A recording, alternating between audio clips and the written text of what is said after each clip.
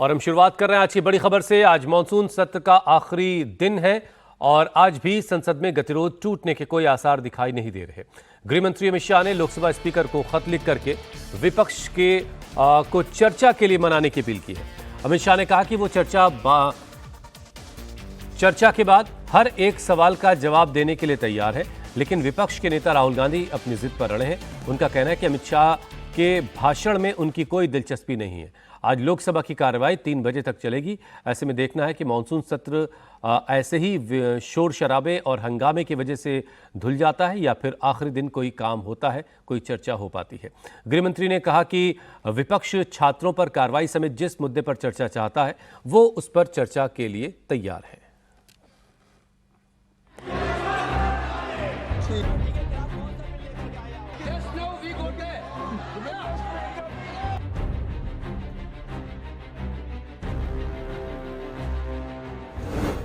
Monsoon सत्र का आखिरी दिन, आज चर्चा या हंगामा? सभी प्रकार की चर्चा के लिए हम तैयार हैं। मैं सदन में ही बैठूंगा, सबको सुनूंगा और सब चीजों का जवाब दूंगा। सरकार के पास छुपाने के लिए कुछ नहीं। विपक्ष की वजह से धुल गया पूरा मॉनसून सत्र।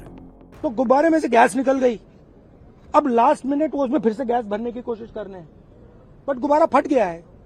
अमित शाह हैज नो करेज। केंद्रीय गृह मंत्री अमित शाह ने एक आखिरी कोशिश की है। शाह ने चर्चा करवाने के लिए लोकसभा स्पीकर को चिट्ठी लिखी है। इस चिट्ठी में शाह ने लिखा है, मैं आपसे आग्रह करना चाहता हूं कि आप इस विषय पर विपक्षी दलों के साथ परामर्श करें। सभी दलों की सहमति से इस महत्वपूर्ण मुद्दे पर बहस के लिए जितना भी समय आवश्यक हो वो आवंटित किया जाए। मैं खुद पूरी चर्चा के दौरान सदन में उपस्थित रहूंगा और बहस के अंत में विपक्ष के द्वारा उठाए गए सभी प्रश्नों और आशंकाओं का विस्तार से जवाब दूंगा। अब मुझे कोई कहता है कि आप एक स्टेटमेंट दे दो। इतने गंभीर मसले पर इस तरह से चर्चा नहीं हो सकती है। शायद आपके पद्धति में होगा, मगर संसदीय पद्धति ये नहीं है। संसद में एट लेंथ चर्चा होती है। आज 3 बजे से देर रात तक, जब तक वो बैठे, और कल दोपहर 3 बजे तक हम तो क्वेश्चन अवर भी सस्पेंड करने के लिए तैयार है, अगर स्पीकर साहब अनुमति देते हैं तो। कल 3 बजे तक मैं चर्चा के लिए तैयार हूं। मैं खुद बैठूंगा, हर चीज लिखूंगा और हर चीज का जवाब दूंगा, जिससे देश की जनता के सामने सारी चीजें स्पष्ट हो जाए, दूध का दूध और पानी का पानी हो जाए।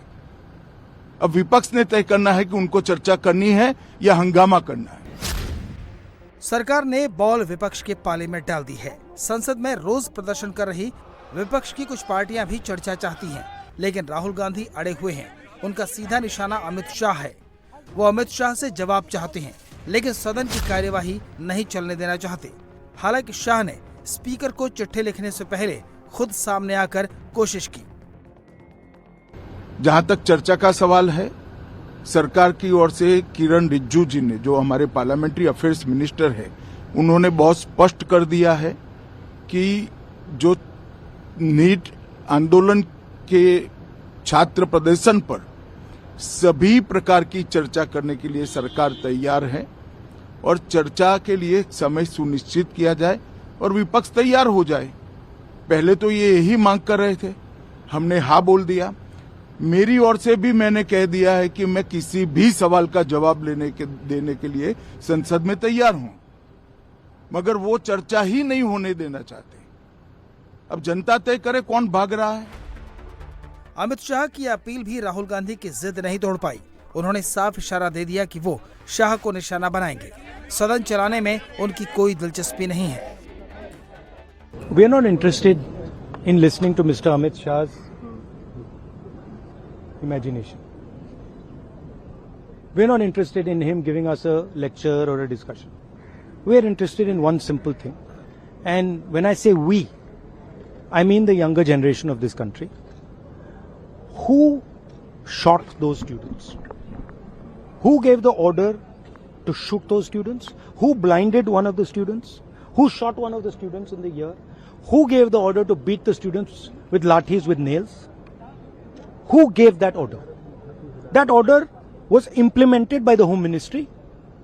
Delhi Police and RAC are both Home Ministry systems. Did Mr. Amit Shah give this order to shoot our children, or did he not? If he did, he should resign because he's culpable. And if he did not, he should resign because he's incompetent. विपक्षी दल रोज संसद भवन में प्रदर्शन कर रहे हैं। हर रोज अलग अलग तरीकों से प्रोटेस्ट करते हैं और जब सदन चलाने की बारी आती है तो हंगामा कर देते हैं। इस वजह से लोकसभा में अब तक 18 दिन में सिर्फ 19 घंटे 23 मिनट का काम हुआ है, जबकि शेड्यूल के हिसाब से 108 घंटे काम होना चाहिए। यानी लोकसभा में सिर्फ 18% काम हुआ। 18 दिनों में लोकसभा में 12 बिल पास हुए, राज्यसभा में 2 बिल पास हुए। हंगामे की वजह से लोकसभा का करीब 133 करोड़ रुपया बर्बाद हुआ। विपक्ष के इतने अड़ियल रवैये के बावजूद सरकार कुछ हद तक बिल पास करवाने में कामयाब रही। इस मॉनसून सत्र में परीक्षाओं में धांधली रोकने वाला anti paper leak bill, Kerala का नाम बदलकर केरलम करने वाला बिल, डिजिटल जन्म प्रमाण पत्र और नागरिक पंजीकरण बिल, सुप्रीम कोर्ट में जजों की संख्या से जुड़ा बिल, लघु सूक्ष्म और मध्यम उद्यमों के भुगतान के लिए MSME विधेयक, इनकम टैक्स और टैक्स सुधार से जुड़ा बिल, राष्ट्रीय सहकारी विकास निगम संशोधन विधेयक और खनन क्षेत्र में सुधार और राज्यों की मांग से जुड़ा विधेयक पास करवाने में कामयाबी हासिल की। सरकार ने ये बिल तो पास करवा लिए, लेकिन विपक्ष की जिद का असर दूसरे बिलों पर पड़ा। विदेशों से मिलने वाले चंदे और फंडिंग के नियमों को और कड़ा करने वाला FCRA बिल इस सत्र में पास नहीं हो पाया। शिक्षा सुधार विधेयक दोनों सदनों के संयुक्त समिति के पास विचाराधीन है। सीटों के नए सिरे से निर्धारण को लेकर परिसीमन बिल पर सरकार विपक्ष को राजी नहीं कर पाई और ये सब राहुल गांधी की जिद से हुआ। वही जिद आज भी कायम है। हालांकि अमित शाह ने राहुल गांधी के दावों की धज्जियां उड़ा दी। पहले अपील, फिर स्पीकर को चिट्ठी। सरकार विपक्ष को दबाव में ले आई। गृह मंत्री जी ने आज फिर एक पत्र लिख करके स्पीकर साहब को अनुरोध किया है कि नीट एग्जाम को लेकर के छात्रों का आंदोलन जो हुआ उसका चर्चा अभी शुरू कर दे। अभी शुरू कर सकते हैं, हम लोग तैयार हैं। चर्चा अभी शुरू कर सकते हैं। आप लोग शांति से बैठेगा, आप लोग शांति से बैठेगा, हम लोग अभी इसी वक्त चर्चा के लिए तैयार है। गृह मंत्री जी वो रुके हुए हैं, कल से रुके हुए चर्चा के लिए, तुरंत शुरू कर सकते हैं। सरकार ने विपक्ष के नैरेटिव को बेअसर करने की कोशिश की है। शाह की अपील और चिट्ठी ने प्रेशर तो बनाया है, लेकिन सवाल वही है कि क्या अंत भला तो सब भला होगा। राज्यसभा में लुंगीवाला कहने का आरोप लगाने पर विवाद गर्मा गया है। इस मामले में पहले राज्यसभा में CPIM सांसद जॉन ब्रिटास ने बीजेपी की सांसद सुष्मिता देव के खिलाफ विशेषाधिकार हनन का नोटिस दिया। अब सुष्मिता देव ने भी जॉन के खिलाफ नोटिस दे दिया है। जॉन ब्रिटास के आरोपों का खंडन करते हुए सुष्मिता देव ने कहा कि उन्होंने इस मामले में स्पीकर से कहा कि वो दोनों आरोप लगाने वालों के फैक्ट चेक करें और अपना फैसला सुनाएं। 10 अगस्त को राज्यसभा में चर्चा के दौरान दोनों के बीच तीखी बहस हुई थी। इसके बाद ब्रिटास ने आरोप लगाया कि सुष्मिता देव ने उन्हें लुंगीवाला कहा। केरल के सांसदों ने इस मामले में संसद भवन परिसर में प्रोटेस्ट भी किया। 10 अगस्त को जब Nirmala Sitharaman ji income tax amendment bill पे बोल रही थी, तब करीब 4:30 या 4:34 के जैसे बजा तो माननीय सांसद आए और उन्होंने कुछ ऐसे भाषा में माइक पे बोला जिसकी वजह से हमारे बीच में कुछ बातचीत हुई। तो जो मैंने ब्रीच ऑफ प्रिविलेज का नोटिस दिया है उसमें मैंने लिखा है कि धर्म को लेके बोला, जो भी बोला, मैं क्यों स्पष्ट रूप से नहीं कहना चाहती क्योंकि विभाजन मुझे नहीं चाहिए। उन्होंने एक मैसेज दिया कि सदन के अंदर से एक पोशाक, कि कौन किस तरह का पोशाक पहनता है, उसके लिए आप पर हमारे बीच में कि आपने ब्रिटास साहब को लुंगी वाला कहकर पुकारा। नहीं, मैं आपको बताती हूँ कि उन्होंने जो कहा उसका वीडियो मेरे पास है क्योंकि वो तो लाइव पे आता है। तो मैंने अध्यक्ष जी को यही कहा है, अध्यक्ष महोदय को राज्यसभा के, कि सर मेरा एक नोटिस है और उनका एक नोटिस है। आप दोनों को अगर आप सही समझे तो आप प्रिविलेज कमेटी में बैठा दीजिए। वो अपना तथ्य लेके आए, मैं अपना तथ्य लेके जाऊँ। जॉन ब्रिटास जी को तो मैंने फ्लोर पे बोल दिया कि अगर आपको लगता है मुझे कुछ क्लैरिफिकेशन देना, आप कभी भी आके मेरे से बात करें। देखिए, माफी की मांग कर रहे हैं कुछ सांसद विपक्ष के, वो कह रहे हैं आपको माफी मांगनी चाहिए। देखिए, अगर सुनिए, अगर सदन पे जिस भाषा का उपयोग हो रहा है, जो आज गृह मंत्री ने कहा है भगोड़ा ये वो, तब तो पूरे ऑपोजिशन के खिलाफ नोटिस होना चाहिए ब्रीच ऑफ प्रिविलेज का। ये लोग तो रोज सदन में घंटा एक एक घंटा अश्लील भाषा में सरकार के बारे में बोलते हैं। जेपीएससी और जेएसएससी भर्ती परीक्षाओं में धांधली और पेपर लीक के खिलाफ रांची में छात्रों का आंदोलन आज 20वें दिन भी जारी है। रांची के जयपाल सिंह मुंडा स्टेडियम में हजारों छात्र डेरा डाले बैठे हैं। बुधवार रात आंदोलन कर रहे छात्र एक खास तरह की टी शर्ट में दिखाई दिए। इन टी शर्ट्स पर छात्रों की मांगे लिखी हुई हैं। 10 अगस्त को विधानसभा घेराव के दौरान पुलिस लाठीचार्ज के बाद विरोध कर रहे जेपीएससी और जेएसएससी छात्रों का कहना है कि जब तक सीबीआई जांच का ऐलान नहीं हो जाता जब तक सीजीएल परीक्षा रद्द नहीं हो जाती उनका आंदोलन जारी रहेगा। वहीं अब आंदोलनकारी छात्रों को एबीवीपी का साथ भी मिल रहा है। रांची के छात्रों के समर्थन में आज एबीवीपी ने पूरे देश में प्रोटेस्ट का ऐलान किया है। झारखंड की जेपीएससी परीक्षा में धांधली के आरोपों में पकड़े गए टीडीपीएल के गिरफ्तार मार्केटिंग मैनेजर अभय तिवारी ने चौंकाने वाली बातें बताई हैं। सीआईडी सूत्रों की माने तो अभय तिवारी ने पूछताछ के दौरान सीआईडी को बताया कि रांची के हरिओम टावर के एक फ्लैट को धांधली के लिए इस्तेमाल किया गया। इस फ्लैट में बिहार और यूपी से खास तौर पर एक्सपर्ट्स बुलाए जाते थे जो ओएमआर शीट में खाली छूटे हुए गोलों को भरने और उत्तर को सही करने का काम करते थे। अभय तिवारी ने सीआईडी के सामने जेपीएससी परीक्षा में कैश के लेन देन और डील के बारे में भी खुलासा किया। अभय तिवारी ने बताया कि एसीएफ और एफआरओ परीक्षा में अभ्यर्थियों के मेंस परीक्षा के उत्तर लिखवाने नंबर बढ़वाने में करीब 40 लाख रुपए दिए गए। सीआईडी सूत्र बता रहे हैं कि अभय तिवारी के कई बड़े चेहरों के भी नाम उसने लिए हैं। अभय तिवारी ने कई बड़े लोगों के नाम लिए हैं। हालांकि सीआईडी ने अब तक इस पर कुछ नहीं कहा है कि उसने किन लोगों के नाम लिए। यही वजह है कि छात्र अब सीबीआई जांच की मांग कर रहे हैं।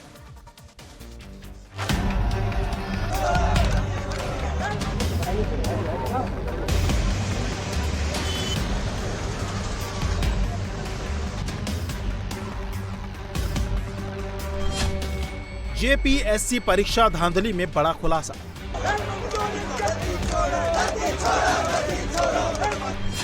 अभय तिवारी ने खोली सिंडिकेट की पोल।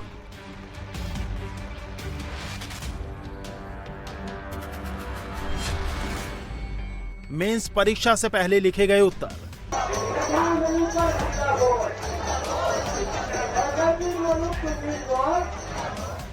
झारखंड जेपीएससी परीक्षा धांधली में बड़ा खुलासा हुआ है। मामले की जांच कर रही सीआईडी के सूत्रों की माने तो टीडीपीएल के गिरफ्तार मार्केटिंग मैनेजर अभय तिवारी ने सीआईडी को बताया है कि रांची के हरिओम टावर से एक फ्लैट को धांधली के लिए इस्तेमाल किया गया। इस फ्लैट में बिहार और यूपी से खास तौर पर एक्सपर्ट्स को बुलाया जाता था जो ओएमआर शीट में खाली छूटे गोलों को भरने और उत्तर सही करने का काम करते थे। कुछ एजेंट दूसरे राज्यों से लोगों को बुलाकर अभ्यर्थियों से उत्तर लिखवाते थे। इसके साथ ही अभय तिवारी ने सीआईडी के सामने कैश के लेन देन और डील के बारे में भी खुलासा किया। जिन अभ्यर्थियों के उत्तर ठीक होते उनके नंबर बढ़ाने के लिए कुछ प्रोफेसरों से संपर्क किया जाता था। एसीएफ और एफआरओ परीक्षा में अभ्यर्थियों की मेंस परीक्षा के उत्तर लिखवाने और नंबर बढ़वाने के करीब 40 लाख रुपए दिए गए थे। मेंस एग्जाम जैसे ही छात्रों ने दिया उसके तुरंत बाद रिजल्ट से पहले उनके पास टेलीफोन कॉल्स गए। ऐसी कई रिकॉर्डिंग हमारे पास मौजूद हैं जिसमें जेपीएससी की तरफ से कभी कोई कर्मचारी बनकर, कभी क्लर्क बनकर, कभी एजेंट बनकर छात्रों को कॉल किया गया और उन्हें कहा गया कि आपका नाम ये है, आपके माता पिता का नाम ये है, अगर आपको मेंस एग्जाम क्लियर करना है, कहीं नियुक्ति पानी है तो किसी छात्र से 2.5 लाख, किसी से 3 लाख, किसी से 4 लाख रुपए की डिमांड की गई। केवल इतना ही नहीं, सीआईडी की पूछताछ में गिरफ्तार आरोपी अभय तिवारी ने कई और चौंकाने वाले खुलासे किए हैं। उसने बताया है कि फॉरेस्ट रेंज ऑफिसर परीक्षा, 14वीं जेपीएससी परीक्षा और बैकलॉग परीक्षाओं में बड़े पैमाने पर धांधली की गई है। छात्रों का आरोप है कि जिन छात्रों ने मेंस एग्जाम दिया उन्हें एजेंट कॉल करके पेपर क्लियर कराने की डील करते थे। पैसों की डिमांड की जाती थी और जो छात्र राजी नहीं होता था उसे धमकाया भी जाता था। मुझे कॉल आया था 2 अक्टूबर को, लेकिन कॉल्स आना चालू हुआ था लास्ट सितंबर से मिड अक्टूबर के बीच में। मुझे 2 अक्टूबर को कॉल आया था और उस कॉल में बोला गया था कि आपने जेपीएससी का एग्ज़ाम दिया है, मेरिट प्रिपेयर हो रहा है, तो मेरिट के लिए आपको कुछ पैसा देना होगा। उसके बाद इन लोगों का क्या मोडस ऑपरेंडी है, आप कुछ भी पैसा उनको दे दो। उसके बाद वो क्या करते थे कि उनको एक कॉन्फिडेंस आता था कि इन्होंने पैसा दे दिया, उसके बाद ये उनको अप्रोच करते थे।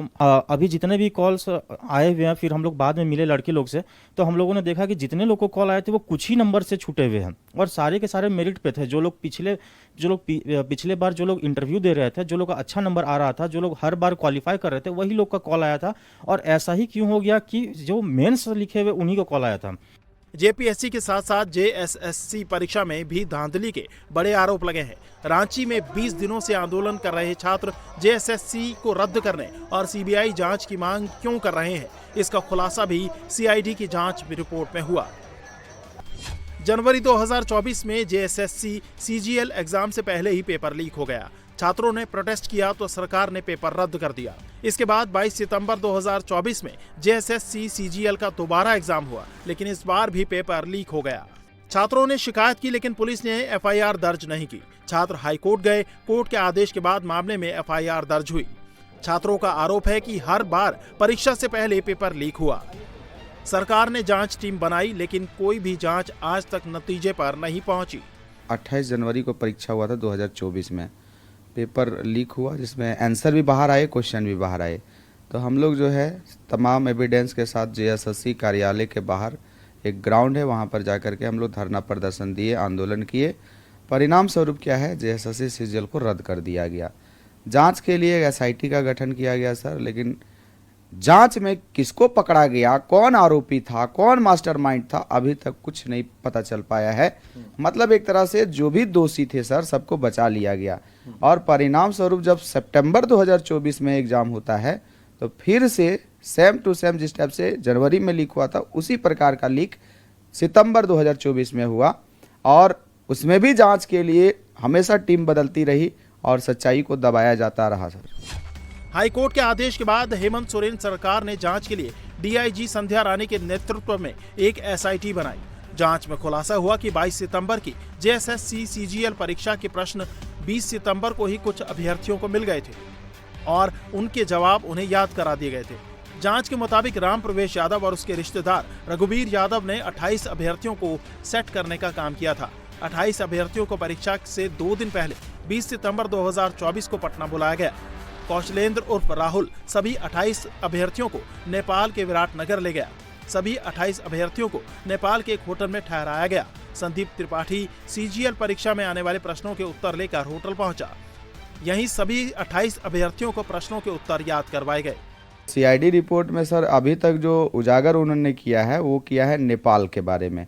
नेपाल में 2 सीटर हैं, एक का नाम कुंदन कुमार है और एक का नाम है अनीश कुमार।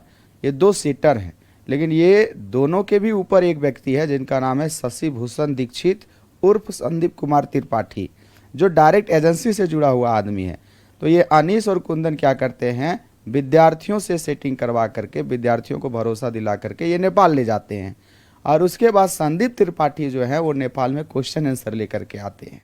ममता बनर्जी के करीबी और टीएमसी के विधायक कुणाल घोष ने अपने घर और पार्टी दफ्तर पर हमले का आरोप लगाया है। सोशल मीडिया पर एक वीडियो शेयर करके कुणाल घोष ने आरोप लगाया कि बुधवार को देर रात 20 से 25 लोगों के एक ग्रुप ने सियालदा के पास उनके घर के बाहर जमकर हंगामा किया। दरवाजों को जोर जोर से पीटा गया, उनके दफ्तर में लगे पोस्टर फाड़ दिए गए। कुणाल घोष ने कहा कि जो लोग उनके घर पर हमला करने पहुंचे थे वो उनके इलाके के रहने वाले नहीं दिख रहे थे, सब बाहर के लोग थे। कुणाल घोष ने आरोप लगाया कि इसके पीछे विधायक ऋतव्रत बनर्जी के ग्रुप और सांसद सुदीप बनर्जी के लोग शामिल हो सकते हैं। एनसीपी विधायक जीशान सिद्दीकी को जान से मारने की धमकी मिली है। जानकारी के मुताबिक फरार गैंगस्टर जीशान अख्तर ने जान से मारने की धमकी दी है। गैंगस्टर ने जीशान सिद्दीकी को डायरेक्ट एक धमकी भरा ऑडियो मैसेज भेजा और दावा किया जा रहा है कि वो उसे जान से मारेगा। दरअसल जीशान सिद्दीकी फिलहाल भारत में नहीं है। ऐसे में धमकी भरा ऑडियो मिलने के बाद उन्होंने इसकी जानकारी महाराष्ट्र के मुख्यमंत्री देवेंद्र फडणवीस और मुंबई पुलिस कमिश्नर को दे दी है। हालांकि जीशान सिद्दीकी की तरफ से अब तक कोई औपचारिक शिकायत नहीं की गई है, लेकिन पुलिस जांच में जुट गई है। तो एनसीपी विधायक जीशान सिद्दीकी को जान से मारने की धमकी दी गई है। यह धमकी गैंगस्टर की तरफ से आई है और एक ऑडियो भरा मैसेज उनके पर्सनल नंबर पर भेजा गया जिसमें उन्हें जान से मारने की धमकी दी गई है। ज़ीशान सिद्दीकी जो बाबा सिद्दीकी के बेटे हैं, बाबा सिद्दीकी का भी मर्डर हुआ था, आपको याद होगा।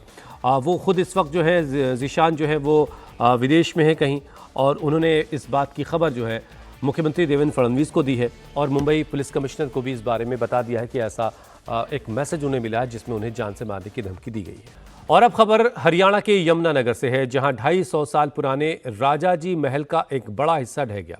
इस हादसे में महल के केयरटेकर दंपति घायल हो गए। यमुनानगर के बुढ़िया क्षेत्र की राजाजी गली में स्थित करीब 250 साल पुराने ऐतिहासिक राजाजी महल का बड़ा हिस्सा अचानक बुधवार को भरभराकर गिर गया। महल की विशाल दीवार गली में और सामने बने एक मकान पर जा गिरी। हादसे के वक्त मकान के अंदर मौजूद दंपति मलबे की चपेट में आ गए, जिससे दोनों जख्मी हो गए। आसपास मौजूद लोगों ने तुरंत मलबा हटाया और घायलों को बाहर निकाला। इलाज के लिए अस्पताल तक पहुंचाया गया। स्थानीय लोगों के मुताबिक राजाजी महल बरसों से खड़ा है, एक ऐतिहासिक इमारत है। इसका काफ़ी हिस्सा जो है वो जर्जर हो चुका था। हादसे ने एक बार फिर से पुरानी और जर्जर होती ऐतिहासिक इमारतों की सुरक्षा को लेकर सवाल खड़ा किया है। स्थानीय लोगों ने प्रशासन से मांग की कि वो ऐसी इमारतों का सर्वे करवाकर ज़रूरी सुरक्षा के इंतजाम करवाएं ताकि भविष्य में इस तरह के हादसे न हों। और अब खबर हिमाचल प्रदेश के सिरमौर से है, जहां एक बड़ा हादसा हुआ, जहां एक मकान अचानक भरभराकर खाई में गिर गया। जिस वक्त ये हादसा हुआ उस वक्त मकान में 4 लोग मौजूद थे। स्थानीय लोगों में किसी तरह से चारों लोगों को मलबे से बाहर निकाला, अस्पताल पहुंचाया। इलाज के दौरान 2 महिलाओं की मौत हो गई, जबकि 2 घायल बच्चों का इलाज अभी चल रहा है। यह हादसा सिरमौर के राजगढ़ विकासखंड के छिछड़िया गांव में हुआ है। हादसे के बाद प्रशासन हरकत में आया। पीड़ित परिवार को हर मुमकिन मदद की जा रही है। एक बहुत ही दर्दनाक हादसा घटित हुआ है। इस हादसे में श्री भीम सिंह पुत्र चेत सिंह का जो रिहायशी मकान था 3 मंजिला, वो अचानक गिर गया और गिरकर ध्वस्त हो गया। और जब ये मकान गिरा तो इस मकान के अंदर 2 महिलाएं और 2 बच्चे थे, और जो गंभीर रूप से घायल हो गए थे, जिनको स्थानीय ग्रामीणों की मदद से बाहर निकाला गया और उनको हॉस्पिटल पहुंचाया गया। लेकिन 2 महिलाएं वो मृत पाई गई और जो 2 बच्चे हैं अभी तक वो ठीक हैं, उनका उपचार चला हुआ है। और अगली बड़ी खबर बंगाल से है। साउथ 24 परगना के डायमंड हार्बर में शिपिंग के लिए तय चैनल से गुजरते वक्त सिंगापुर का एक कार्गो शिप बेकाबू हो गया और हुगली नदी के किनारे टक्कर के बाद सड़क के पास बिल्कुल करीब आ गया। अब ये आप देखिए, बिल्कुल किनारे आ चुका है ये शिप। डायमंड हार्बर के नूरपुर फेरी टर्मिनल पर यह हादसा हुआ है। गनीमत ये रही कि जिस वक्त शिप ने कंट्रोल खोया उस वक्त नूरपुर टर्मिनल पर कोई बोट नहीं खड़ी थी, वरना अक्सर किनारों पर इस तरह से छोटी बोट्स खड़ी रहती हैं।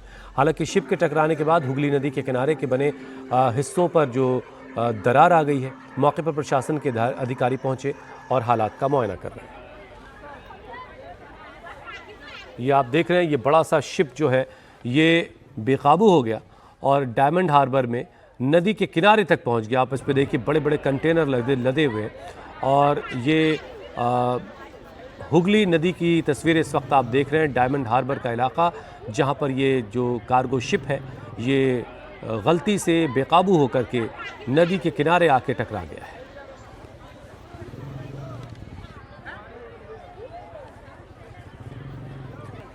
तो ये पोर्ट का जो हिस्सा होता है, जो नदी का किनारा जो है, उसको काफ़ी इसमें नुकसान हुआ। लेकिन अच्छी और राहत की बात, अब ये तस्वीर आप देखिए, ये जो बेकाबू होकर के, इसको जाहिर सी बात है जो इसमें इसको शिप को चलाने वाले होंगे कैप्टन, उनसे क्या गलती हुई है ये जांच के बाद पता चलेगा। लेकिन ये पूरा जो कार्गो शिप है ये गलती से बिल्कुल जो है वो नदी के किनारे पहुंच गया। गनीमत ये कि वहाँ पर कोई बोट्स नहीं खड़ी हुई हैं, वरना आमतौर पर आपको इस तरह के किनारों पर बहुत सारी बोट्स खड़ी दिख जाएंगी। बहुत सारे लोग मौजूद होते हैं जहाँ पर नदी में घूमने के लिए जाते हैं, बहुत सारे लोग एंजॉय के लिए वहाँ पहुँचते हैं। लेकिन अच्छी बात ये रही कि जिस वक्त ये कार्गो शिप नदी के किनारे जाकर टकराया है उस वक्त वहाँ कोई मौजूद नहीं था और कंटेनर भी सुरक्षित दिखाई दे रहे हैं। अब खबर कोलकाता से है, जहां के एकेडमी ऑफ फाइन आर्ट्स के टिकट काउंटर पर भगवा रंग को लेकर विवाद हुआ और इस विवाद ने अब नया मोड़ ले लिया है। बीजेपी विधायकों और समर्थकों की मौजूदगी में एकेडमी ऑफ फाइन आर्ट्स के टिकट काउंटर को फिर से भगवा रंग से रंग दिया गया है। दरअसल पिछले महीने academy of fine arts building के टिकट काउंटर को भगवा रंग से रंगा गया था, जिससे कलाकारों, थिएटर में काम करने वालों और कल्चरल कम्युनिटी के एक हिस्से में नाराजगी दिखाई दे रही थी। और मंगलवार को कलाकारों और कारीगरों की पहल पर भगवा रंग को हटाकर काउंटर को वापस सफेद रंग से रंग दिया गया था। लेकिन ठीक एक दिन बाद बुधवार को रंग फिर से बदल दिया गया और सफेद रंग के ऊपर फिर से भगवा रंग चढ़ा दिया गया। इस दौरान शिवपुर से बीजेपी विधायक रुद्रनील घोष और तारकेश्वर से विधायक संतू पान मौके पर मौजूद थे। विधायकों के साथ मौके पर मौजूद समर्थकों ने जय श्री राम के नारे लगाए और वंदे मातरम के नारे भी लगाए। आज लाल किले पर स्वतंत्रता दिवस समारोह की फुल ड्रेस रिहर्सल होगी। इसको देखते हुए राजधानी में फुल प्रूफ सिक्योरिटी के इंतजाम है। आज सुबह 4 बजे से लाल किले के आसपास की सड़कें बंद कर दी गई हैं। इन रास्तों पर सिर्फ उन्हीं गाड़ियों को इजाजत दी जा रही जिनमें रिहर्सल के लेबल लगे हुए हैं। 10 बजे इस इलाके में सभी प्राइवेट और कमर्शियल गाड़ियों की एंट्री बंद कर दी जाएगी। पुलिस ने इलाके में धारा 163 लागू कर रखा है। साथ ही 16 अगस्त तक पतंग उड़ाने पर भी अब पाबंदी लगा दी गई है। पुलिस ने पूरे इलाके में 1000 स्पेशल सीसीटीवी कैमरे लगाए हैं, जिन्हें कंट्रोल रूम से जोड़ा गया है। जगह जगह पर चेहरे पहचानने वाले फेस रिकॉग्निशन कैमरे भी लगाए गए हैं, ताकि किसी भी संदिग्ध को फौरन पहचाना जा सके। वीडियो एनालिटिक्स और एआई कैमरे भी लगाए गए हैं। दिल्ली पुलिस ने लाल किले के पास एंटी ड्रोन सिस्टम इंस्टॉल कर दिया है। पूरे समारोह में सुरक्षा के लिए करीब 20,000 जवानों को तैनात किया गया है। दिल्ली पुलिस पैरामिलिट्री के साथ एनएसजी के कमांडो भी सुरक्षा में तैनात रहेंगे। एनडीआरएफ और फायर डिपार्टमेंट की तैनाती भी समारोह स्थल पर की गई है। तरह इस बार भी 15 अगस्त यहाँ पे लाल किले पे मनाया जाएगा। इसकी थीम वंदे मातरम है इस वर्ष, और इसके लेके हम काफ़ी समय से यहाँ पे पुख्ता सुरक्षा बंदोबस्त बनाए, उसके लिए तैयारी कर रहे हैं। हम लोगों ने यहाँ पे काफ़ी इलेबोरेट मैन पावर डिप्लॉयमेंट का प्लान किया, टेक्निकल चीज़ों का यूज़ किया गया है, और ताकि कोई भी क्राउड हो उसको अच्छे से मैनेज किया जा सके, लोगों को एंट्री फैसिलिटेट हो, क्राउड का किसी प्रकार का कोई डिस्कम्फर्ट ना हो, कोई सुरक्षा में कोई किसी प्रकार का लैप्स ना हो, ऐसा हम लोगों पे बंदोबस्त कर रहे हैं। उसके लिए यहाँ पे विभिन्न एजेंसियों के 15 से 20,000 के आसपास फोर्स तैनात रहेगी।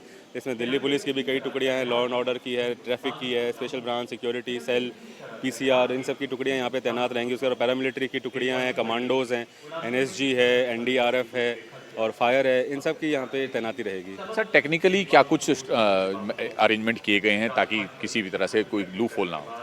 टेक्निकली यहाँ पे सबसे इम्पोर्टेंट हमारा जो कंपोनेंट होता है वो सीसीटीवी कैमरे होते हैं।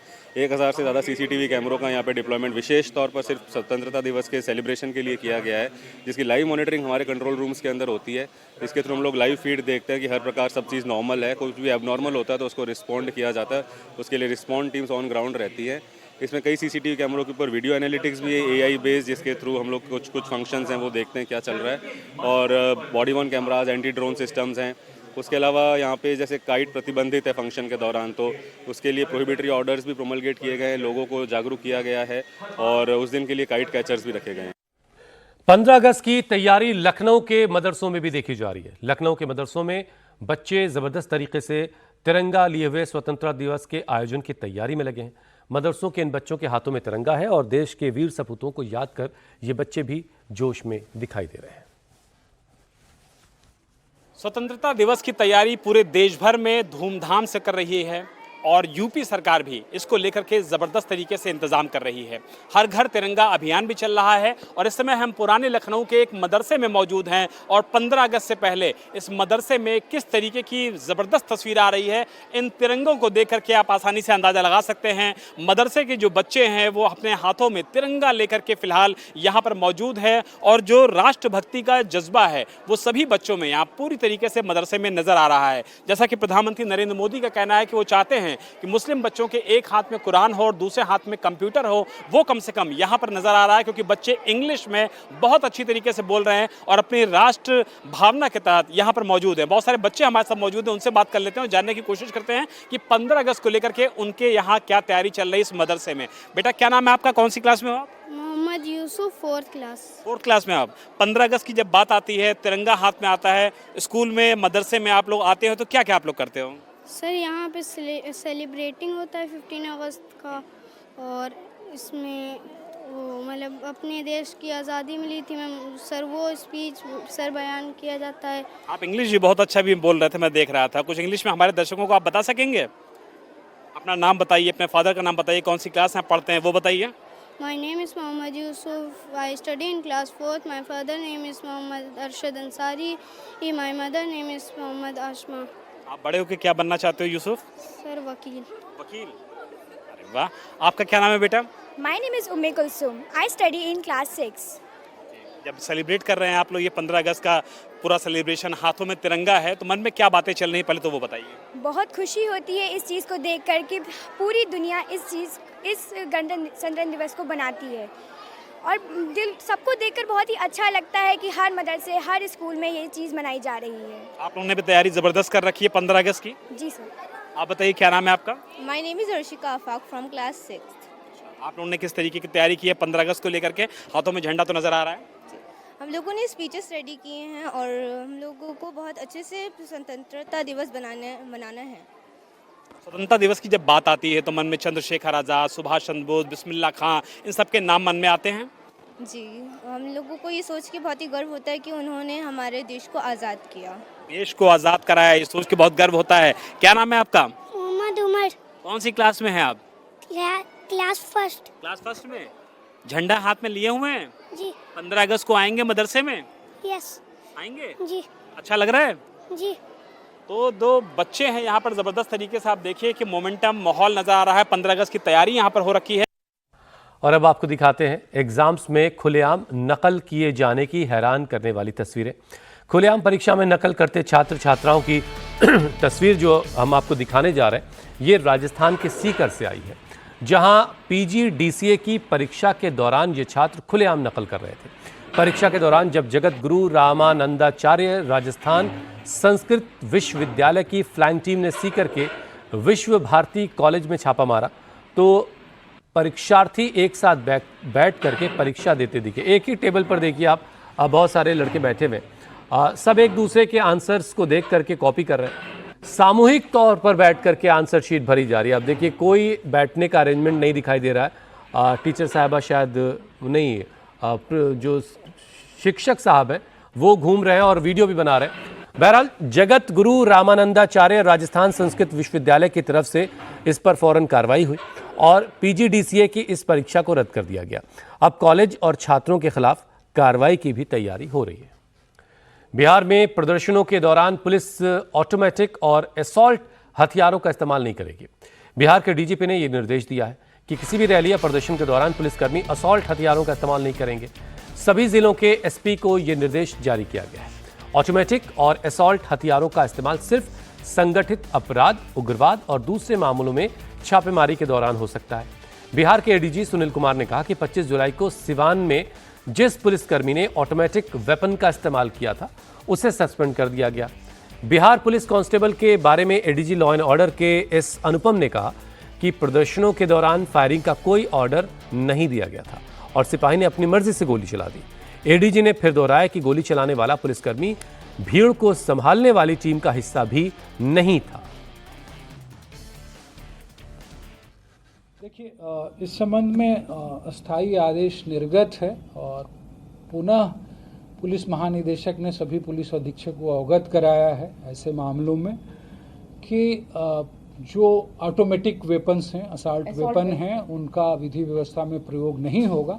उनका प्रयोग संगठित अपराध, उग्रवाद, अन्य मामलों में छापामारी के दौरान होगा और जो कर्मी ने इस तरह का प्रयोग किया था बिना इजाजत के, उन पर कार्रवाई भी कर दी गई। नहीं, कोई ऑर्डर नहीं था। कोई ऑर्डर नहीं था और he has fired on his own, कोई ऑर्डर भी नहीं था and he was not part of the crowd management team. किसी भी तरह के असॉल्ट वेपन जो हैं वो विधि व्यवस्था में प्रयोग नहीं किया। इस बीच RJD के नेता तेजस्वी यादव ने कहा कि इस मामले में CM सम्राट चौधरी को जवाब देना होगा।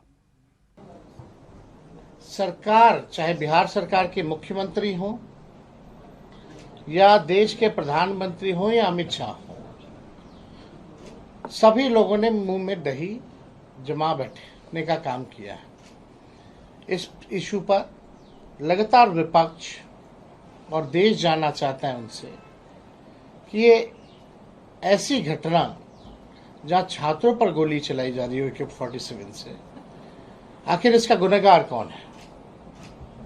जब बातें बढ़ी तो एक मामूली से सिपाही को सस्पेंड करके पल्ला झड़ने की बात हुई। यानी साफ है ये लोग जवाब देने से इसलिए बच रहे हैं क्योंकि इनकी चोरी जो है पकड़ी गई है। हम तो सम्राट चौधरी जी से जानना चाहते हैं कि अब तक आपने थोड़ा सा भी समय नहीं निकाला कि जिन छात्रों को गोली लगी है वहीं पटना मेदांता में भर्ती थे, क्या एक बार भी झांकने भी गए? पंजाब में फार्मेसी ऑफिसर के 454 पदों पर होने वाली भर्ती प्रक्रिया पर पंजाब हरियाणा हाईकोर्ट ने 17 सितंबर तक रोक लगा दी। हाईकोर्ट ने फैसला जुलाई 2026 में हुई परीक्षा में पेपर लीक और हाईटेक नकल के आरोपों को लेकर दायर याचिका पर सुनवाई के बाद दिया।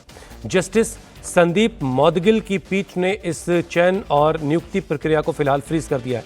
बाबा Farid university of health sciences Faridkot के जरिए 19 जुलाई को परीक्षा करवाई गई थी। इस दौरान पुलिस ने हाईटेक गैजेट से नकल करवाने वाले एक गिरोह का पर्दाफाश कर 30 से ज्यादा लोगों को गिरफ्तार किया था, जिसके बाद परीक्षा में शामिल अभ्यर्थियों ने कोर्ट में याचिका दायर कर इस एग्जाम को नए सिरे से करवाने की मांग की थी और पारदर्शी तरीका अपनाए जाने की भी मांग की थी। इस रोक के बाद पंजाब की राजनीति गर्मा गई है। विपक्ष ने इस पेपर लीक को पुख्ता मामला बताते हुए आम आदमी पार्टी की सरकार के खिलाफ मोर्चा खोल दिया है। सरकार इसे पेपर लीक नहीं बल्कि महज एक नकल का मामला बता रही है।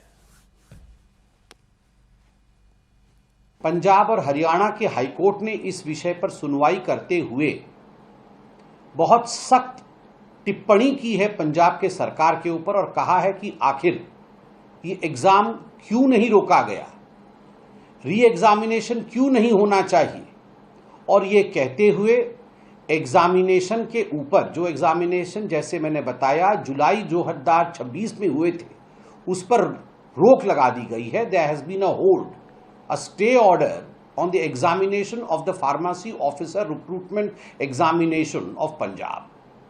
यह स्पष्ट रूप से दिखाता है कि पंजाब की सरकार जनता को गुमराह करने की कोशिश कर रही थी और झूठ परोस रही थी। जबकि पेपर लीक हुआ था, पंजाब की सरकार, पंजाब के मुख्यमंत्री भगवंत मान जी ने बार बार टीवी के सामने कहा कि कोई पेपर लीक नहीं हुआ था फार्मेसी के एग्जाम में, ये मात्र इरेगुलरिटी का विषय था। और आज जब कोर्ट ने पूरे इस विषय का संज्ञान लिया है तो जनता के सामने, छात्रों के सामने जो दिन रात परिश्रम कर रहे थे उनके सामने सच्चाई आई है। जी का हाईकोर्ट के इस ऑर्डर को पेपर लीक कहना अपने आप में कंटेम्प्ट ऑफ कोर्ट है। इसमें हाईकोर्ट ने पेपर लीक शब्द तक इस्तेमाल नहीं किया है। इसके अंदर